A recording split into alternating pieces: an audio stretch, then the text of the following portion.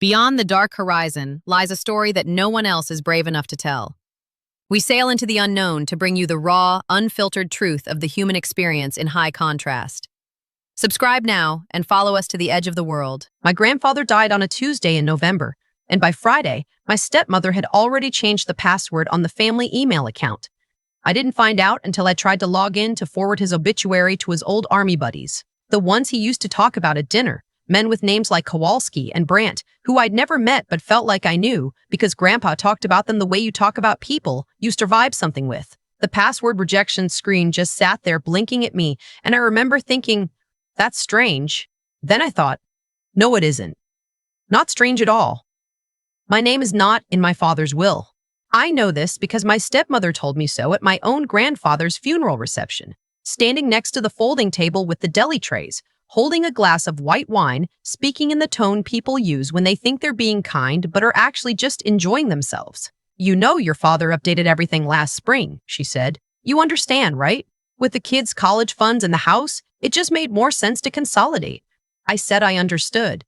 I didn't say, I am a licensed estate attorney. I didn't say, I know exactly what consolidate means in the context of a blended family asset restructure. I didn't say anything except, of course, and reached past her for a piece of sourdough bread I didn't even want. Here's what you need to know about my family, or at least the version of it I grew up in. My parents divorced when I was 9. My father remarried 14 months later, which I know because my mother used to say it like a verdict. 14 months, whenever his name came up. My stepmother came with 2 kids of her own, a boy 2 years older than me, and a girl 3 years younger. I gained a stepfamily the way you gain a filling. It happened under some kind of numbing agent, and then one day, you just woke up and it was there. My father is not a bad man. I want to be clear about that because this story isn't really about him. He's the kind of person who genuinely believes everything is fine if nobody is crying. He calls it keeping the peace. I used to call it something less charitable. Now, I mostly just call it Thursday. His name is not important. In this house, in this story, he is just Dad. My stepmother's name is Vanessa. I will use her name because she has earned it. When I was 12, I told my father I wanted to be a lawyer. He laughed. Not unkindly. My father doesn't do things unkindly, but in that distracted way where you can tell someone heard the words but not the sentence. Vanessa, who was standing at the stove, turned around and said, "That's a lot of school, sweetie. You'd be in your 30s before you made any real money." I was 12. I started law school at 24. I passed the bar the first time. I've been practicing estate law for 6 years, and I am, by any measurable standard, good at it. Not famous, not wealthy in any dramatic sense, but competent and careful, and the kind of attorney other attorneys recommend when someone's family is falling apart over a trust document. I tell you this not to brag, but because it matters to everything that comes next. My grandfather, my father's father, not Vanessa's, had a small estate, a house in western Pennsylvania that he paid off in 1987, a savings account, a brokerage account he'd been contributing to since before I was born, and a formal revocable trust he'd set up in 2019 with the help of an attorney whose name I recognize from the county bar directory. Grandpa Lou is in the file of names I won't use, so I'll call him by what he actually was to me. The man who taught me to play chess, who kept butterscotch candies in his cardigan pocket, who came to my law school graduation and cried, which embarrassed him terribly and which I loved him for. He died at 81. Heart failure, which is the kind of death that sounds peaceful from the outside and probably isn't, but which is at least the kind where you had time to say things. We had time. I am grateful for that. The reading of the will was scheduled for the second week of December, 3 weeks after the funeral. My father's attorney was a man named Aldrich, who had an office above a dry cleaner in a small town 40 minutes from the house I grew up in. I drove up the night before and stayed at a motel because I hadn't been invited to stay at my father's house, and I had stopped asking about 4 years earlier when the invitation stopped coming. The reading was me, my father, Vanessa, her son from her first marriage, I'll call him my stepbrother, which is technically what he is, and her daughter, who I'll call my stepsister. There was also my father's younger brother, my uncle, who drove in from Ohio and smelled like cigarettes and seemed confused about most of what was happening, which was fine because so did everyone else. Aldrich read the trust document in the way attorneys of his generation read legal documents, deliberately without expression, with occasional pauses that felt more like punctuation than breath. The trust was clear. My grandfather's estate, after debts and expenses, was to be distributed in equal shares to his surviving children, and in the event that a child predeceased him, to that child's issue per stirps.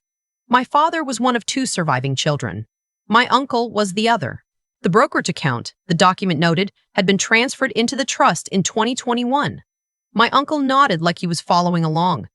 My father looked at his hands. Vanessa looked at Aldrich, and then Aldrich said something that made me sit very still in my chair. He said, the brokerage account showed a current balance of approximately $11,000.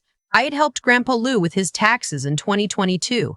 The account had held over $240,000 at the end of that year. I remembered the exact number because he'd asked me to review the 1099 divit, and I'd noted it was a solid position in dividend growth funds. Good. Boring, responsible investing. The kind of thing you do when you're 80 and you've spent 60 years being careful with money. $11,000. I didn't say anything in that room. I am an estate attorney. I know how to not say anything in a room. But I also know what a $230,000 discrepancy looks like. Aldrich finished reading. My uncle asked a few questions about the timeline for distributing the house proceeds. My father said very little. Vanessa thanked Aldrich with the particular warmth she reserves for people she wants something from. My stepsister asked about parking validation. I asked Aldrich for a copy of the account statements that had been provided during the trust administration process. He said he'd have them sent over. I drove back to my motel and sat on the edge of the bed for a while looking at the parking lot. Then I called my office paralegal, who is named Bridget and is the most competent person I have ever worked with, and I said I needed her to pull some historical brokerage account statements. I gave her the account number from the tax documents I still had in my files. She called me back in 40 minutes. The account wasn't closed, she said. It was transferred. To what? Something called the Hargrove Family Investment Portfolio, established January 2023. I didn't know anyone named Hargrove. I said so. That's your stepmother's maiden name, Bridget said. I sat with that for a moment. How much moved? $216,400. Transfer date is January 14th, 2023. About 8 months before your grandfather's condition started declining significantly based on the medical timeline in the trust file. I asked her to send me everything she had. Then I lay back on the motel bed and stared at the popcorn ceiling and thought about Vanessa telling me I'd be in my 30s before I made real money. I was 31, and I was looking at what appeared to be a very clean, very deliberate financial crime committed against a dying 80-year-old man who kept butterscotch candies in his cardigan pocket. Here is the thing about white-collar financial fraud within families. It almost always works. Not because the fraud is sophisticated. It usually isn't. It works because the people who discover it don't want to believe it, don't want to cause problems, don't want to be the one who makes Thanksgiving uncomfortable for the next decade. It works because grief is exhausting and legal processes are slow and the person who got stolen from is usually dead. What the perpetrators don't count on is that sometimes the granddaughter, who they dismissed as too ambitious for her own good, becomes exactly the kind of attorney who knows what a fraudulent trust transfer looks like. The documents actually say. What do the documents actually say? What do the documents always do? Without drama, without motive, just numbers and dates and names that line up or don't. The transfer in January 2023 bore my grandfather's signature. I had 17 documents in my files with my grandfather's actual signature. I pulled them out and looked at them side by side with the transfer authorization. My grandfather had a distinctive signature. He'd learned to write in the 1950s when penmanship still mattered and his capital letters had a certain formal structure that was completely his. The G in his last name had a particular loop, the final letter in his first name lifted at the end in a specific way I'd watched him make 10,000 times growing up. The signature on the transfer authorization didn't have the loop. The final letter didn't lift. I photographed everything and sent it to a forensic document examiner I'd worked with on a case 2 years prior. Her name is Dr. Castellano, and she's extremely good at her job and has no patience for people who waste her time, which is exactly what I needed. She got back to me in 4 days. Her preliminary assessment, the signature on the transfer document, showed multiple inconsistencies with the authenticated exemplars I provided. She would need to do a full examination to provide a court-ready opinion, but her initial view was that the signature was not authentic. I had enough. I contacted the county district attorney's office and was connected to a detective in their financial crimes unit named Patterson. I gave him everything: the brokerage statements, the transfer document, Dr. Durde's Castellano's preliminary opinion, the trust document showing the account was supposed to be distributed to my father and uncle as beneficiaries, the timeline showing the transfer occurred when my grandfather's cognitive function had been declining based on medical records. Patterson listened without interrupting. Then he said, "How long have you been practicing estate law?" 6 years. "Have you done this before? Refer a case like this?" "I've seen it from the other side," I said. "Helping families recover assets after the fact. This is the first time it's been my own family." He was quiet for a moment. "Okay," he said. "We'll open a file." I didn't tell my father any of this. I know how that sounds, but I had learned something about my father over 31 years of knowing him, and it was this. He loved Vanessa in the particular way that some people love the person who came after the hard thing. She had arrived after the divorce, after the years of tension and financial struggle, and he had built an identity around the life they made together. Telling him what I suspected would not have produced the response most people hope for when they tell a parent that their spouse has done something terrible. It would have produced denial, then anger, and then, most usefully for Vanessa, a warning. I waited. I continued going to work. I reviewed wills and drafted trust documents and helped 3 other families navigate exactly the kind of situation I was sitting inside of. I called my uncle once a week and we talked about nothing important. I sent Bridget a very nice bottle of wine for her birthday. Detective Patterson called me in February. They had executed a search warrant on the financial records associated with the Hargrove family investment portfolio. The account had been opened jointly in Vanessa's name and a name I didn't recognize, which Patterson explained was a financial advisor who had since been flagged for 3 other similar cases in the county. The advisor had reportedly offered a service to consolidate estate assets for efficient family management, which is, I will note, not a real legal service, and is in fact the kind of language that should make any attorney or any slightly suspicious person run immediately in the other direction. The money had not been spent. Most of it was still in the account, minus approximately $30,000 that appeared to have funded what Patterson delicately called discretionary personal expenditures. Some research into those expenditures suggested that they included a home renovation and a car, my stepbrother's car, as it happened. Brand new. He'd posted about it on Instagram in March 2023, thanking the fam for the birthday surprise. Vanessa was charged with financial elder abuse, forgery, and fraudulent transfer of trust assets. The financial advisor was charged separately. My stepbrother and stepsister were not charged. There was no evidence they had known the source of the money, though I have my own thoughts about the car. My father found out the day the charges were filed, which was a Wednesday in March, 4 months after that motel room in December. He called me that evening.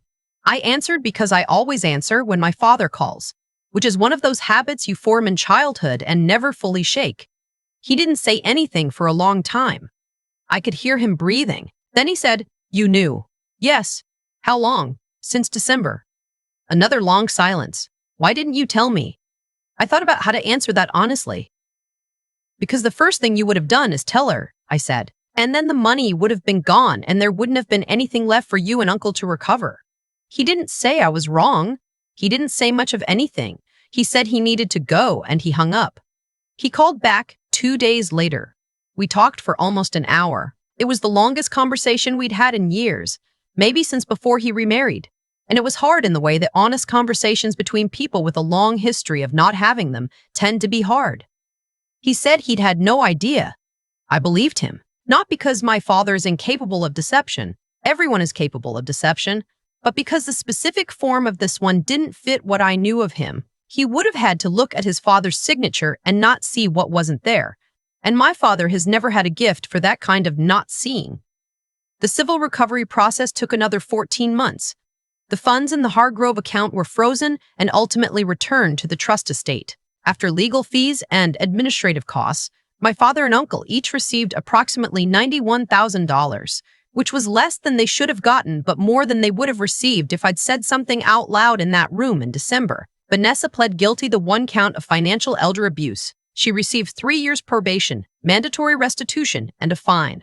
I will not pretend I was satisfied with that outcome, because I wasn't. But I also know how these cases go, and what juries are willing to do to a presentable woman in her 50s. who cries appropriately and has a sympathetic attorney. The $30,000 spent on the renovation and the car was not recovered. My stepbrother has not spoken to me. My stepsister sent me a text message 4 months after the guilty plea that said, "I really hope you're happy with yourself." I didn't respond. There's nothing to say to that. You either understand why what happened was wrong or you don't, and no answer I give is going to create that understanding in someone who doesn't already have it. My father and I talk on the phone most Sundays now. We don't talk about Vanessa or the case or the money. We talk about work and the weather and occasionally about Grandpa Lou. And those are the best parts of the conversations, the ones where I can tell he is remembering the man he actually was, rather than the version of the story Vanessa needed him to believe. Last fall, I went back to Western Pennsylvania for the first time since the trial proceedings ended.